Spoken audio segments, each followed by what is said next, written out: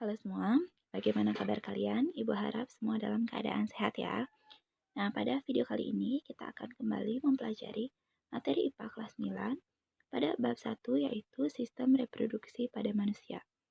Nah, sebelum kita mempelajari pokok bahasan ini lebih lanjut, Ibu ingin berpesan kepada kalian agar selama kita belajar materi ini, semua siswa dapat berpikiran secara terbuka, tidak usah malu-malu atau berpikir yang macam-macam.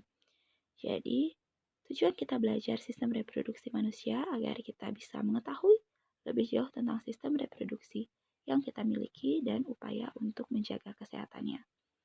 Nah, pada sistem reproduksi manusia, materi pokok ini Ibu bagi menjadi 5 bahasan, yaitu pembelahan sel, struktur dan fungsi organ reproduksi pada pria, lalu struktur dan fungsi organ reproduksi pada wanita, berikutnya siklus menstruasi, fertilisasi, dan kehamilan, dan yang terakhir, penyakit pada sistem reproduksi manusia dan upaya pencegahannya. Nah, pokok bahasan yang pertama itu adalah pembelahan sel. Mungkin masih banyak di antara kalian yang belum tahu apa itu pembelahan sel. Jadi, secara sederhana, pembelahan sel itu dapat didefinisikan sebagai proses yang membagi satu sel induk menjadi 2 sel anak atau lebih. Jadi, mungkin ini Ibu contohkan sebagai satu buah sel yang siap membelah.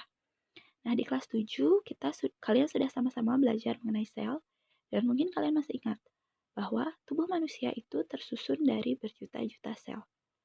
Jadi, dari manusia baru lahir, itu selnya akan terus membelah hingga menyusun tubuh manusia yang memiliki jutaan sel. Dari satu sel, itu awalnya akan membelah menjadi 2 buah sel yang kita sebut sebagai sel anak. Nah, masing-masing sel anak juga berikutnya akan membelah, sehingga terbentuk 4 buah sel. Nah, sel anak ini akan terus-menerus mengalami pembelahan hingga manusia itu mengalami kematian. Berikutnya adalah tujuan pembelahan sel. Tujuan pembelahan sel yang pertama adalah pertumbuhan. Jadi, pertumbuhan dalam biologi itu bisa didefinisikan sebagai proses atau bertambahnya ukuran yang tidak bisa kembali lagi. Nah, Ibu contohkan seperti gambar berikut. Saat anak baru lahir itu memiliki berat badan 3 kg dengan panjang tubuh 47 cm. Nah, 2 tahun kemudian anak tersebut memiliki tinggi badan 90 cm dengan berat 10 kg. Nah, saat anak itu berusia 5 tahun, tinggi badannya menjadi 110 cm dengan berat 17 kg. Nah, proses bertambahnya tinggi dan berat badan ini kita sebut sebagai pertumbuhan dan tidak bisa kembali lagi. Jadi anak usia 5 tahun tidak akan bisa memiliki berat dan tinggi badan seperti saat dia baru lahir. Nah, pertambahan tinggi badan dan berat badan ini diakibatkan karena sel-sel itu terus membelah. Jadi, pembelahan sel yang semakin banyak itu mendorong tinggi seseorang itu akan bertambah dan massa tubuh seseorang juga akan bertambah. Kapan sel-sel ini akan berhenti untuk membelah? Saat seseorang itu mengalami kematian atau saat seseorang itu sudah meninggal, baru sel-sel akan berhenti membelah. Jadi selama hidup, sel-sel akan terus membelah. Selanjutnya, tujuan pembelahan sel yang kedua adalah perbaikan. Jadi, akan ada kerusakan yang dialami oleh tubuh kita atau tubuh manusia yang harus diperbaiki.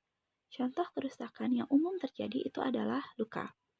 Jadi, setiap manusia atau kalian sendiri pasti pernah mengalami luka, baik itu luka yang besar atau luka yang ringan.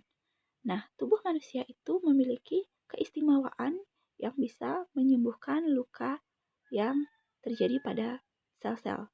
Jadi, sel-sel pada tubuh manusia itu akan membelah atau berregenerasi yang menyebabkan luka yang awalnya itu menganga atau terbuka itu akan tertutup oleh sel-sel yang baru.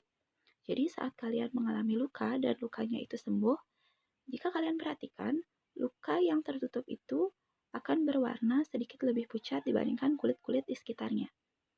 Hal ini terjadi karena luka yang tertutup itu dibentuk oleh sel-sel yang baru, yang usianya itu lebih muda dibandingkan sel-sel yang ada di sekitarnya.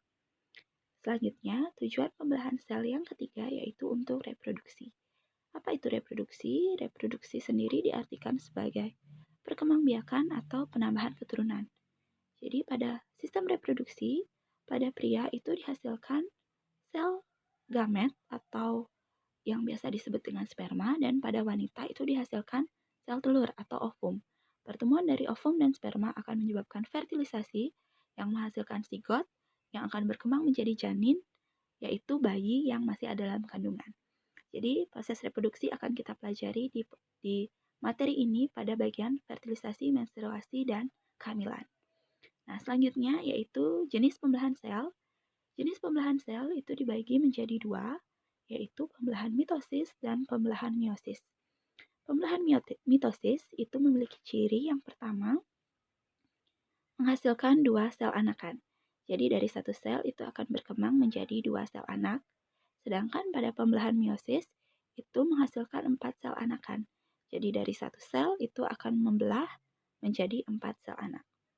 Nah, ciri yang kedua, pada pembelahan mitosis itu sel anak identik dengan sel induk.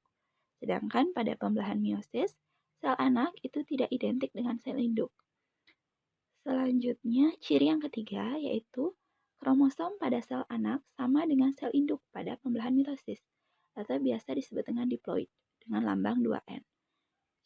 Masih ingat nggak apa itu kromosom?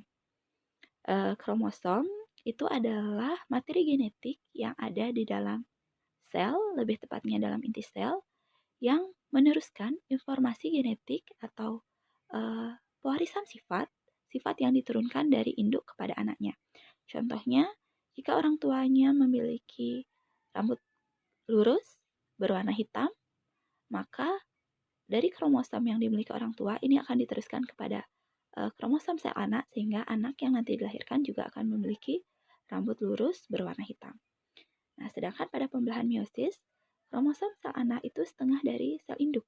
Jadi, setengah kromosom yang dimiliki oleh induknya itu hanya diturunkan setengahnya saja kepada keturunannya, atau biasa disebut dengan haploid dilambangkan dengan N. Nah, ciri yang keempat yaitu pembelahan mitosis terjadi pada sel tubuh yang biasa disebut sel somatis yang berfungsi dalam proses pertumbuhan, perbaikan, dan reproduksi aseksual. Pertumbuhan seperti penjelasan ibu sebelumnya, yaitu pertambahan ukuran yang tidak bisa kembali lagi. Perbaikan, yaitu untuk memperbaiki kerusakan pada sel, contohnya adalah untuk menutup luka, dan reproduksi aseksual yang biasanya terjadi pada hewan dan tumbuhan tingkat rendah. Pada tumbuhan itu contohnya pada proses mencangkok. Jadi saat kalian mencangkok suatu tumbuhan, itu proses reproduksinya terjadi secara aseksual. Jadi hanya melibatkan satu induk saja. Nah, untuk pembelahan meiosis sendiri itu terjadi pada sel kelamin atau biasa disebut dengan sel gamet. Pada pria disebut sperma, pada perempuan disebut sel telur atau ovum. Nah, sel kelamin ini saat mengalami pembelahan meiosis itu berfungsi dalam proses reproduksi secara seksual. Jadi, melibatkan sel kelamin jantan dan sel kelamin betina.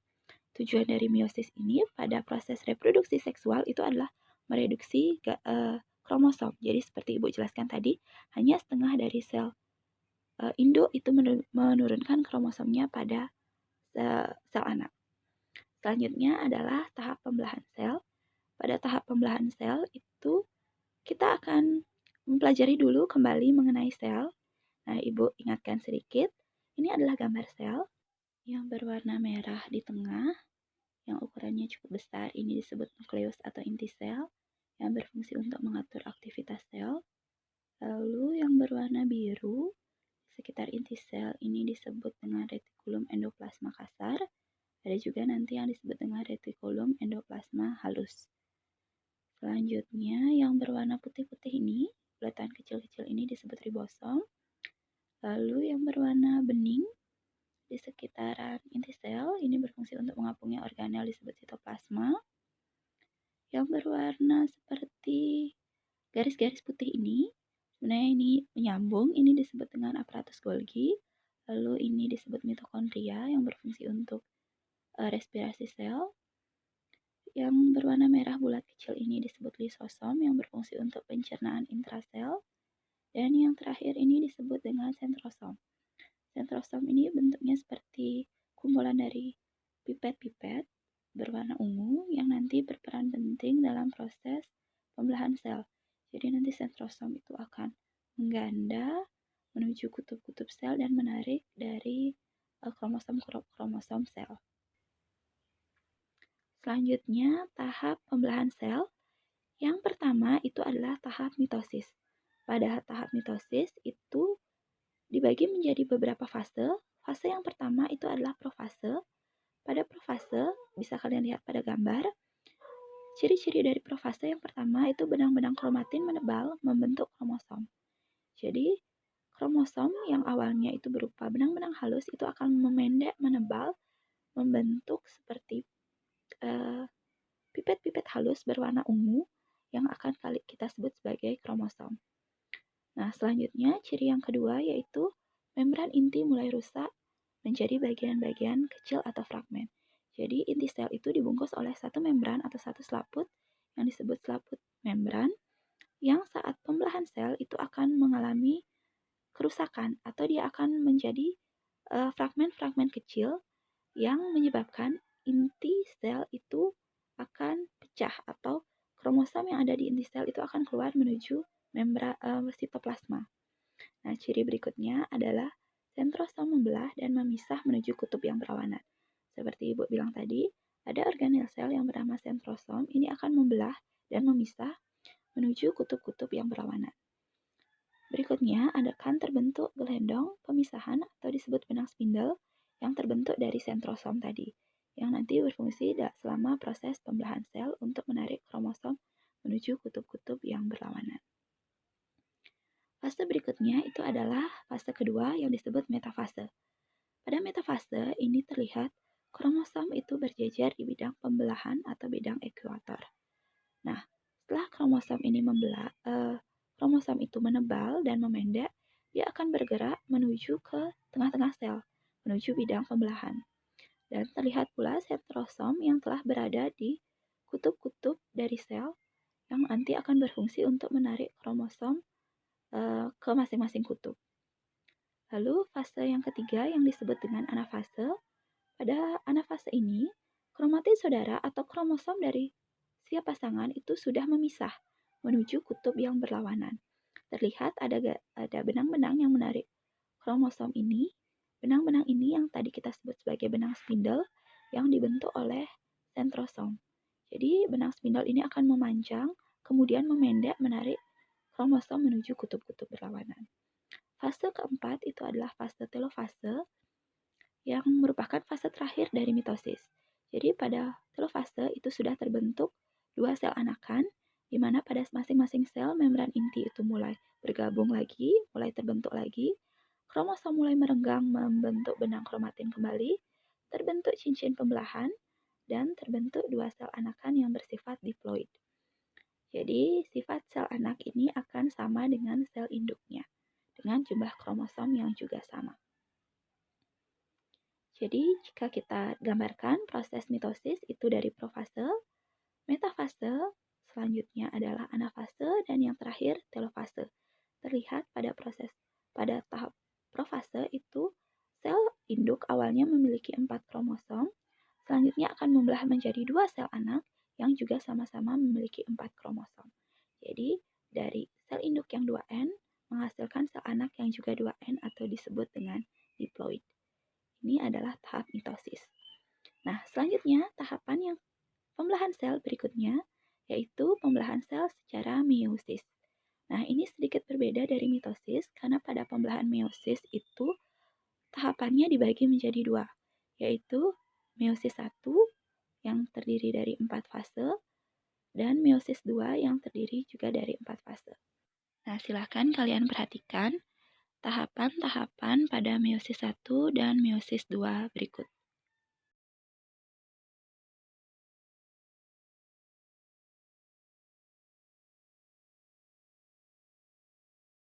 Nah, proses meiosis 1 itu diawali dengan fase profase.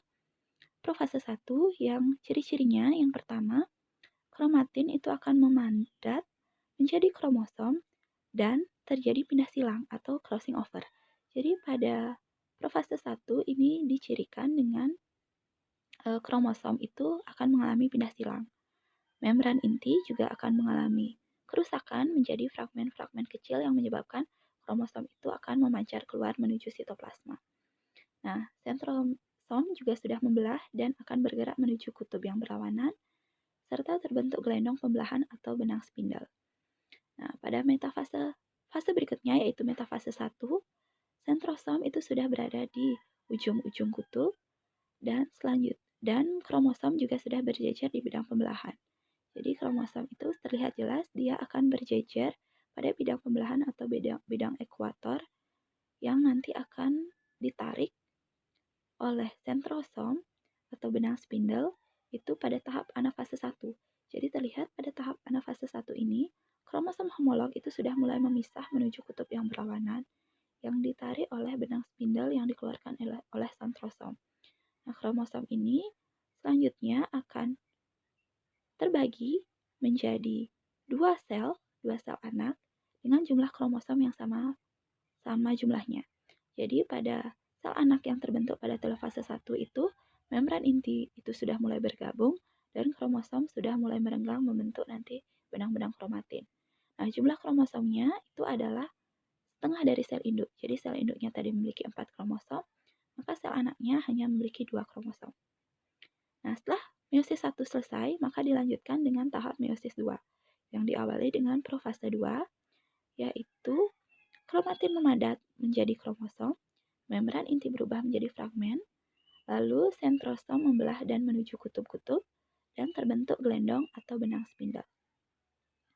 Dilanjutkan dengan metafase 2, yaitu sentrosom telah berada di kutub, dan kromosom berjejer di bidang pembelahan. Selanjutnya, yaitu tahap ketiga, yaitu anafase 2, kromosom itu sudah memisah menuju kutub yang berlawanan ditarik oleh benang spindle dan terlihat bahwa bentuk sel itu sudah mulai memanjang, mempersiapkan untuk fase berikutnya yaitu telofase 2. Nah, pada telofase 2 ini sudah terbentuk sel anak dengan ciri-ciri membran inti mulai bergabung, kromosom mulai merenggang membentuk benang kromatin, dan terbentuk 4 sel anakan yang bersifat haploid atau N. Maaf, ini salah ketik. Ibu perbaiki dulu. Jadi haploid atau dilambangkan itu dengan N, ya. Jika diploid itu 2N, maka haploid itu dilambangkan dengan N. Nah, jika kita ringkas atau kita lihat prosesnya secara menyeluruh, maka proses meiosis 1 dan proses meiosis 2 ini adalah pembelahan meiosis yang menyebabkan satu sel induk itu membelah menjadi 4 sel anak dengan jumlah kromosom yang dimiliki setengah dari sel induk. Jadi awalnya sel induk yang memiliki 4 buah kromosom, maka keempat sel anaknya itu hanya akan memiliki masing-masing 2 kromosom. Jadi hanya setengah dari sel induknya saja. Nah, sekian pembahasan video kali ini terkait pembelahan sel. Untuk video berikutnya, kita akan melanjutkan materi struktur dan fungsi organ sistem reproduksi pria dan wanita. Jadi silahkan kalian pelajari dulu materi yang ada di buku atau di internet untuk bekal pertemuan berikutnya.